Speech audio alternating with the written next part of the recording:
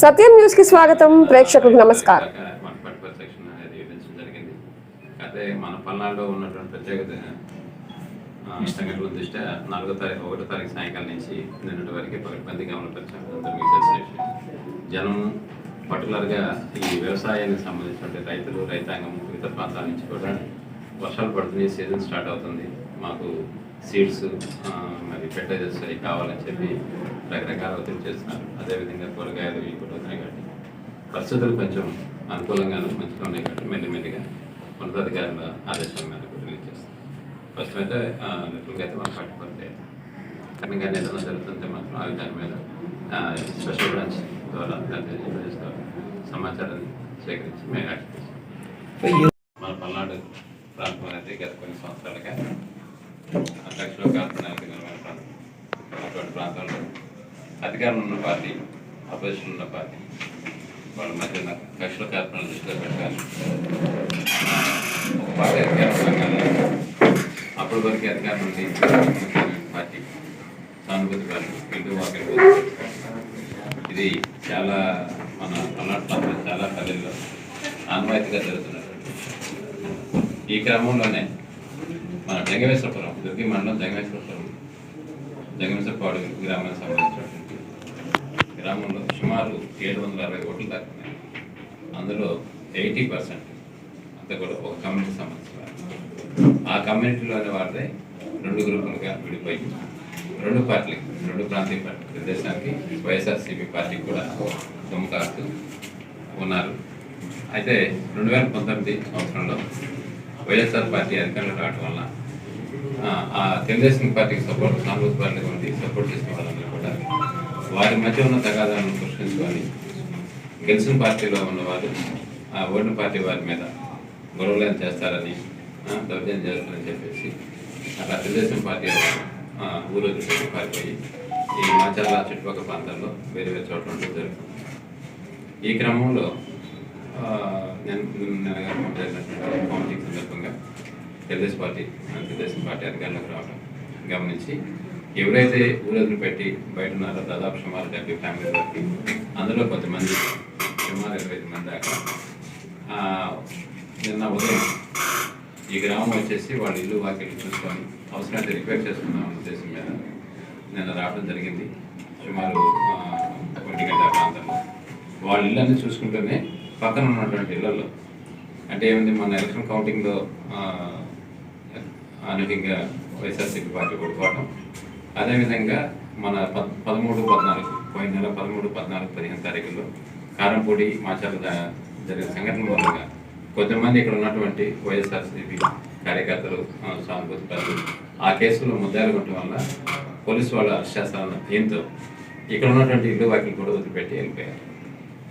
ఇది అదునుగా చూసి నిన్న ఉదయం వచ్చినటువంటి తెలుగుదేశం పార్టీ సానుభూతి పరులు వాళ్ళకి దగ్గరలోనే పక్క వీధిలో ఉన్నటువంటి ఖాళీగా ఉన్నటువంటి వైఎస్ఆర్సీపీ పార్టీ ఇళ్లను చూసి టార్గెట్ చేస్తూ సుమారు 10 ఇళ్లని ధ్వంసం చేయడం జరిగింది. అందులో 4 ఇళ్లని తగలబెట్టడం, మిగతా ఇళ్లలో ఉన్నటువంటి చర్చల ఫర్నిచర్, ప్లాస్టిక్ వస్తువులు, పోటీలో ఉన్నటువంటి టీవీని బయటపడేసి పాల్గొనడం, అదేవిధంగా ఇంటి ముందు గుమ్మాన్ని కూర్చున్నటువంటి నా ప్రాణాలు పాల్గొనడం జరిగింది. అయితే ఊరిలో పికెట్ ఉంది. పికెట్ ఉన్న సందర్భంలో ఒక చాట ఒక నాపరాయి పాల్గొట్టారని పోలీసు వారు అనగా పోలీసు వారిని అక్కడ ఉన్నటువంటి పెద్దలు, అంటే వాళ్ళలో ఉన్నటువంటి పెద్దలు పెద్దరికరించి ఏదోనండి కొరకారు ఆవేశిస్తున్నారు, 4-5 ఏళ్ళ నుంచి ఊళ్ళో లేదు కదా, చిన్న పొరపాటు అయిందని చెప్పి పోలీసు వారిని నమ్మించి ఇక ఏం జరగదండి, ఎలాంటి తప్పు జరగదని వాళ్ళు హామీ ఇవ్వడం వల్ల పోలీసు వారు పికెట్ వాళ్ళు ఆ ప్రాంతం నుంచి మనం పికెట్ ఉన్న ప్రాంతానికి ఉండడం జరిగింది. వచ్చి ఇక్కడికి రాగానే ఇక్కడ ఉన్నటువంటి వాళ్ళకి సంబంధించిన కొద్దిమంది వీళ్ళతో మాట్లాడుతూ కుర్రకారు ఇళ్ళ దగ్గర ఉన్నవాళ్ళు మళ్ళా చేసుకొని 2 గ్రూపులకి వెళ్ళిపోవాలి. ఈ ఏదైతే చెప్పానో సుమారు 10 ఇళ్ళని అంటున్నారు. ఒక 4 ఇళ్ళకి ఇష్యూలు పెడతాం. అందులో 2 ఇళ్ళు కొంచెం ఎక్కువ కాలి, 2 ఏమో చిన్న చిన్నగా పార్షల్ కాలి, మిగతాటువంటి 6 ఇళ్ళని ధ్వంసం చేసి వెళ్ళిపోతాను.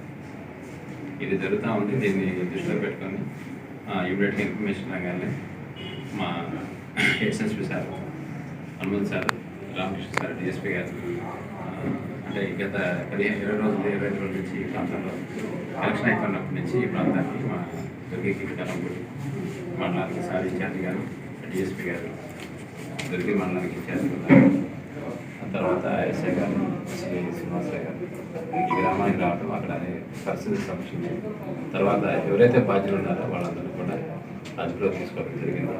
వారిని ఈ పూట అరెస్ట్ చేసి సాయంకాలం మేము మాట్లాడుకోవడానికి పంపాము. దెబ్బతిన్నటువంటి ఇల్లు వాళ్ళలో తెల్లాకల వెంకటయ్య, తెల్లాకల వెంకటమ్మ, గుమ్మ వెంకటేశ్వర్లు, నాగమంది ఎల్లమంద, నాగం ఎల్లమంద, వాళ్ళ వైపు శిరీష, ఇలాంటి వాళ్ళకి సంబంధించిన కొన్ని వస్తువులు అంటే వాళ్ళు ఈ రోజు పెట్టిపోయారు కాబట్టి వాళ్ళు కూడా మేజర్ వస్తువులన్నీ కూడా తీసుకుని వెళ్ళిపోయినారు. చిన్న చిన్న బట్టలు అలాంటివి మాత్రం బయట ఉన్నట్టు ఒకటి ఫ్యాన్ అలాంటివి మాత్రం డ్యామేజ్ చేయడం జరిగింది. కాకపోతే అందువల్ల వాళ్ళందరి మీద కూడా నాన్ పేపర్ కేసులు పెట్టి వీళ్ళందరూ కూడా ఇందులో బాధ్యులైనటువంటి 20 మందిని అంటే 20 మంది వారిని అరెస్ట్ చేయడం జరిగింది. వాళ్ళందరూ కూడా కోర్టులో చేసి నాన్ పేపర్ కాబట్టి డెఫినెట్గా వీళ్ళందరికీ జైలుకి పంపిస్తారు. వీళ్ళందరూ కూడా ఎక్కడైతే చేస్తారు వాళ్ళకి జస్ట్ కట్టించుకోవాలి. ఇది మూలంగా మేము చెప్పేది ఏంటంటే పోలీసు వారి పరంగా మేము ఏ పార్టీకి ఒక అనుకూలంగా ఉంటాం కానీ ఒకరికి వ్యతిరేకంగా ఉంటాం కానీ అది జరగదు. చాలామంది అపోహపడినట్టు లేకపోతే నిన్న వచ్చి గొడవ చేసి మా పార్టీ అధికారంలో వచ్చింది సార్, మేము మా ఇల్లు మా ప్రశ్న చూసి ఉండబట్టలేక పక్కన వాళ్ళని కొడతారు వాచ్ చేయడం జరిగింది అనేది రాత్రి మా ఇంట్రాగేషన్ వాళ్ళు చెప్పుకుంటూ వచ్చారు. వాళ్ళ అభిప్రాయాలు అలా ఉన్నప్పటికీ కూడా ప్రస్తుత పోలీసు ఎవరైతే ఉన్నామో ఇది పల్నాడులో మా ఎస్పీ మేడం, మల్లికా గారి మేడం గారు కానీ మేము కానీ ఎలాంటి పక్షపాతం లేకుండా నీతి నిజాయితీగా చట్ట ప్రకారంగానే పనిచేస్తాం. అదేమిటంటే గతంలో పోలీసు వాళ్ళు కొమ్ము కాస్తారంటే ఏదో చెప్తాను కానీ అలాంటి అన్ని ప్రస్తుతం మేము అలాంటి వాటికి ఎలాంటి ప్రాధాన్యత మేము అలాంటి వాటికి ఉన్నాము. మేము ఈ సందర్భంగా మీ ద్వారా పల్నాడు ప్రజలకి పట్టువరగా మాచర్ల గుజరాత్ ప్రజలకి విన్నవించేది ఏంటంటే కొత్తగా ఎమ్మెల్యేలు ఎన్నికైనారు. ఇవాళ రేపు 2 రోజులు ప్రమాణ స్వీకారం చేపడుతున్నారు. కొత్త ప్రభుత్వం కొరకు తీరబోతుంది. మంచి కార్యక్రమాలు చేపట్టి ప్రజలకి సేవా కార్యక్రమం చేసి వాళ్ళ మన్నను పొందడానికి ప్రయత్నం చేస్తాం కాబట్టి అందులో పోలీసు కూడా భాగస్వామ్యం కాబట్టి ఎలాంటి దుందుడు చర్యలకి కోపోద్రేకాలకి లోనయ్యి ఇలాంటి అలలు పాల్పడద్దని, ఒకవేళ ఎవరైనా కనుక పాల్పడితే 11:30 వరకు అంటే పికెట్ అయితే ఉంది. అక్కడ సిఆర్పిఎఫ్ పికెట్ ఉంది, ఏపీఎస్ పికెట్ ఉంది, గట్టిగా జరుగుతుంది. ఆ గ్రామంలో ఉన్నటువంటి 2 వర్గాల మధ్య ఉన్నటువంటి విభేదాలు అది మీ అందరూ తెలిసిన విషయం, చాలా ఇచ్చినారు. దాన్ని దృష్టిలో పెట్టుకొని ఎలక్షన్ ముందు ఎలక్షన్ తర్వాత కంటిన్యూ అవుతాం. అయితే కుమ్మరి గోపిరాజ్ అనే ఒక పిల్లవాడు, ఒక 25 ఏళ్ళ పిల్లవాడు ఒక 5 నెలల క్రితం ఒక ఆటోను కొనుగోలు చేశాడు. ఫైనాన్స్లో కొనుగోలు చేసుకొని వచ్చి ఈ వ్యవసాయ కూలీలు తిప్పుతా దానికి వాడుకుంటా ఉన్నాడు. అందులో ఒక 40,000 రూపాయలు వేరే ఫైనాన్స్ ఇచ్చి 10,000 రూపాయలు తీసుకున్నాడు. దాని వరకే ఇబ్బంది లేదు. రాత్రి ఏమైందంటే ఒక 11:30 ఆ ప్రాంతంలో 11:30 12 మధ్య ఆయన ఆటోలోనే వెనక సీట్లో కూర్చొని మద్యం సేవిస్తున్నప్పుడు కరెంటు పోయింది. ఇంటి ముందు పెట్టుకున్నాడు. ఇంటి ముందు పెట్టుకుని చేస్తే కరెంటు పోయిన తర్వాత ఆయన ఒక కొవ్వొత్తిని వెలిగించుకొని ఆ వెలుతురులో మద్యం సేవిస్తాను. అనుకోకుండా ఆయనకి ఇది బయట రూమ్కి వెళ్ళాల్సిన అత్యవసరం ఇస్తానికి ఆ కొవ్వొత్తిని ఆటోలో పెట్టేసి ఆయన వెళ్ళడం జరిగింది. వెళ్ళిన తర్వాత ఆ కొవ్వొత్తి కింద పడి ఆయన సీటు కాకపోతే వచ్చేసి ఆ విధంగా సీటుకి వెళ్ళాలి. అయితే ఈ విషయం మా వాడు గమనించి అక్కడికి వెళ్తాం. అర్ధరాత్రి మా ఎస్ఎం సార్ అట్లనే రామకృష్ణ సార్ ఆ విషయం తెలిసి నేను, మా ఎస్ఐ గారు, తర్వాత మా సిఐ అలహర్ శ్రీనివాసరావు గారు అందరం కూడా ఆ సంఘటన ప్రదేశానికి వెళ్ళాం. చుట్టుపక్కల విచారించాం. అదేవిధంగా తెల్లవారుజామున రాత్రి పెద్ద వర్షం పడతాం, మీ అందరూ తెలిసిన విషయం. వర్షంలో కూడా గ్రామంలో శాంతి భద్రతలు కాపాడాలని ఉద్దేశంతో కొంచెం ఎక్కువ శ్రమ తీసుకుని కూడా కానీ కొంతమందిని అనుమానంగా అది అంటే రాత్రి కాబట్టి సంఘటన మాకు పూర్తిగా తెలియకపోవడం వల్ల టీడీపీ సానుభూతి పడలేనటువంటి వాళ్ళని మేము తీసుకురావడం జరిగింది. కాకపోతే మేము తెల్లవారుజామున విచారించిన తర్వాత నిజం అనేది బయటకు వచ్చింది. ఎవరైతే మేము తీసుకొచ్చామో కుమ్మరి గోపిరాజ్ అనంతరం జరిగిన సంఘటన యథావిధిగా చెప్పి తనంతా తను ఒప్పుకోవడం జరిగింది. అందువలన ఆ విషయం కూడా పొలిటికల్గా అయితే సంబంధం లేదు. మేము కూడా ఏదైనా గ్రామంలో ఏమైనా అయిందని చెప్పి ముందు భయపడిన తర్వాత లేదు. గ్రామంలో సంశాతం గ్రామాలను గుర్తించడం జరిగింది. సమయానికి అనుకూలంగా కొత్తగా పరిస్థితులు ఏర్పడతాన్ని బట్టి బందోబస్తు కూడా కొంచెం స్ట్రెంగ్ చేస్తున్నాం. ఇందులో మా మేడం గారు ప్రతి క్షణం రివ్యూ చేస్తూనే మాకు సూచన సలహాలు ఇస్తున్నారు. కాబట్టి ఎస్పీ పల్నాడు మేడం గారి ఆధ్వర్యంలో పటిష్టమైన బందోబస్తు నడుస్తుంది. అదేవిధంగా ఇందులో ఎలాంటి పక్షపాతం కానీ వేరే వాడికి ఒత్తిడి కానీ అలాంటిది ఏం లేదండి. నిష్పక్షపాతంగా విజయం చేస్తున్నాం. ఇది మీరందరూ గమనించాలా, మీ ద్వారా కూడా జనానికి తెలియాలి.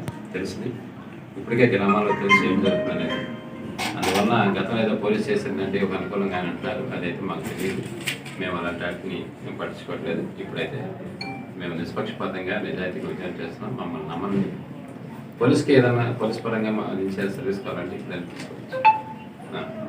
ఒకవేళ ఎక్కడైనా ఏ పోలీస్ అయినా వాళ్ళకి వీరికి ఏదైనా అనుమానప్రదంగా ప్రవర్తిస్తున్నాడు లేకపోతే డౌట్ ఉందంటే మా మీద కూడా మా ఎస్పీ మేడం గారికి కానీ డీజీ సార్ కానీ కంప్లైంట్ చేయొచ్చు. అందులో ఎలాంటి ఒత్తిడి కానీ లేదు. ఇప్పుడు